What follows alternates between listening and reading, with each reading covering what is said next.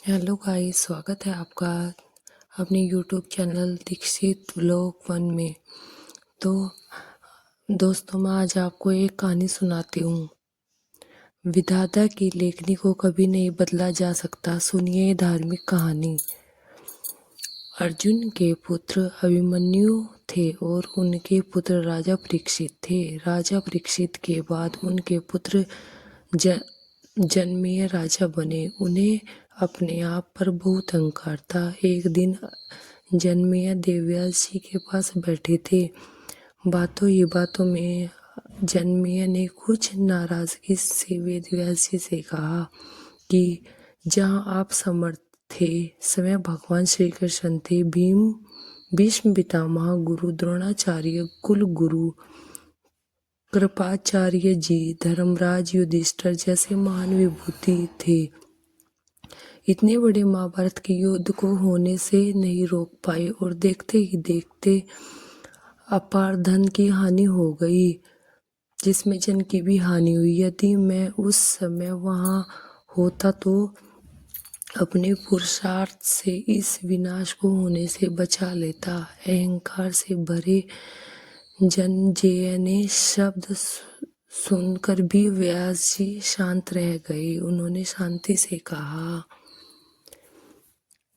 पुत्र, तुम अपने पूर्वजन्मों की क्षमता पर शंका मत करो। यह विधि द्वारा निश्चित था, जो बदला नहीं जा सकता था। यदि ऐसा हो सकता था तो श्री कृष्ण भगवान जी भी में भी इतनी सामर्थ्य थी कि वे युद्ध को रोक सकते थे। जन्मेजय इतनी बात पर अड़ा रहा और बोला, मैं इस सिद्धांत को नहीं मानता। आप तो भविष्य वक्ता हैं। मेरे जीवन की हानि होने वाली हो तो मुझे बतलाइए, मैं उसे रोककर प्रमाणित कर दूंगा कि विधि का विधान निश्चय नहीं किया जाता। व्यास जी ने कहा, पुत्र, यदि तू यही चाहता हो तो सुन। आज से कुछ वर्ष बाद तू काले घोड़े पर बैठकर शिकार करने जाएगा। दक्षिण दिशा में समुद्र तट पर पहुंचेगा। वहां तुम्हें एक सुंदर स्त्री मिलेगी जिसे तू महलों में ले आएगा और उससे विवाह करेगा। मैं तुमको मना करूंगा कि ये सब मत करना, लेकिन फिर भी तुम यह सब करेगा।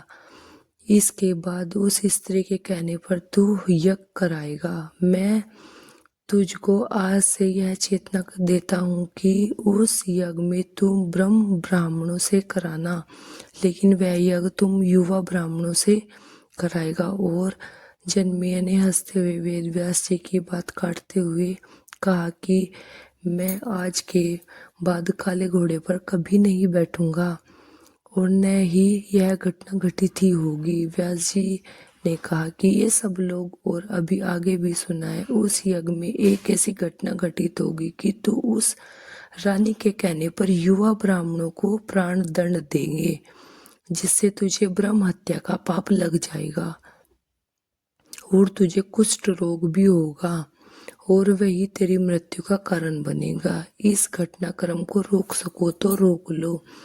वेदव्यास जी की बातें सुनकर जन्मेजय ने ऐतिहासिक वन शिकार पर जाना छोड़ दिया, परंतु जब होने का समय आया तो वह शिकार करने जाने लगा और यह सोचने लगा कि मैं काले घोड़े पर कभी नहीं बैठूंगा। पर उस दिन उसे असमंजस में काला घोड़ा ही मिला।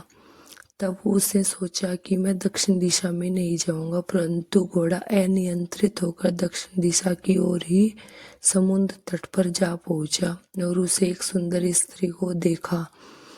वह उस पर मोहित हो गया और जन्मेजय ने सोचा कि इसे लेकर महल में तो ले जाऊंगा, लेकिन विवाह नहीं करूंगा। परंतु उसे महलों में ले जाने के बाद उससे प्यार में पड़ गया और विवाह भी कर लिया। फिर रानी के कहने पर जन्मेजय ने के द्वारा यज्ञ भी कराया गया। उस यज्ञ में युवा ब्राह्मण ही रखे गए। किसी बात पर युवा ब्राह्मण रानी पर हंसने लगे। रानी क्रोधित हो गई और रानी के कहने पर राजा जन्मेजय ने उन्हें प्राण दंड की सजा दे दी। फलस्वरूप उसे कोढ़ हो गया। अब जन्मेजय घबरा गया और तुरंत व्यास जी के पास पहुंचा और उसने जीवन बचाने के लिए प्रार्थना करने लगा। वेद व्यास जी ने कहा कि एक अंतिम अवसर तेरे प्राण बचाने का और देता हूँ।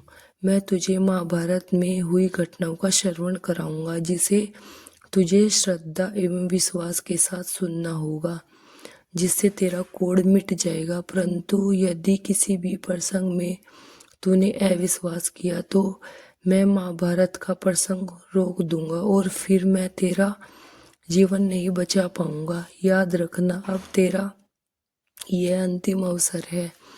अब तक जन्मेजय को व्यास जी की बातों पर पूरा विश्वास हो चुका था, इसलिए वह पूरी श्रद्धा और विश्वास से कथा श्रवण करने लगा।